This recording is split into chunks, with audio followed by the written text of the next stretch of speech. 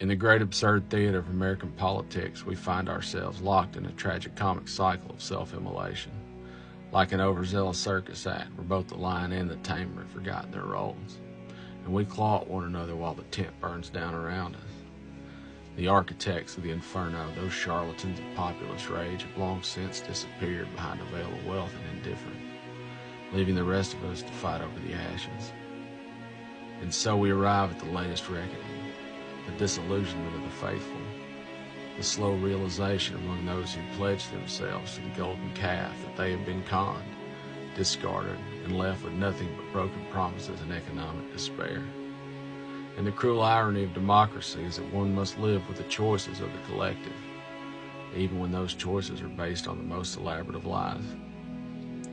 And it would be easy for the left, the liberals, the progressives, the coalition of reality, to gloat, to fold our arms, lean back in our chairs, and with the smuggest of smiles declare, well, well, well, that's what you get. And this is the catharsis of the righteous, the temptation to let people suffer for the choices they've made, to cast them out into the wilderness with nothing but their little red hats and their dwindling bank accounts.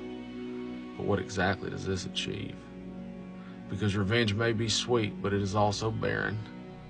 It builds nothing, repairs nothing, heals nothing.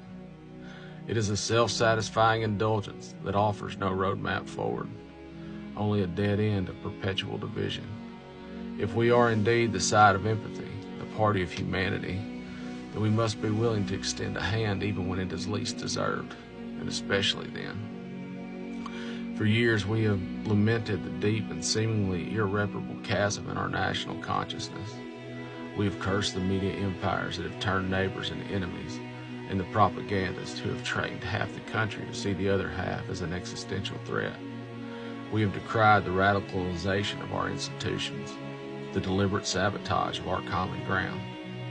And yet, when the first cracks appear in the wall of delusion, when some of those who have been most enthralled by the lie begin to question, to doubt, to search for an exit, we hesitate, we sneer. We say they made their bed, let them lie in it. But this is arrogance and this is folly.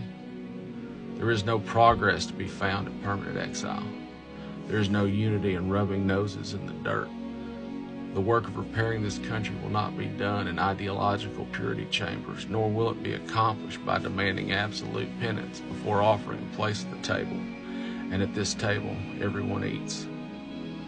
We must be the soft place to land, not because we are naive, or because we forget the damage that has been done, but because we recognize that true change requires conversion, not punishment. The real prize is not the satisfaction of "I told you so," but the expansion of a movement dedicated to something better. And so to those emerging from the fog, those who have spent years swallowing the poison and only now realize that they have been dosed, we say, come talk, and we will listen. We will not absolve, but we will welcome. Because this fight, the fight for dignity, for democracy, for the simple decency of a government that serves its people, requires as many of us as possible. And the alternative is to remain in the wreckage, laughing at the ruins, content in the knowledge that at least we were right. But right to what end? To find still death.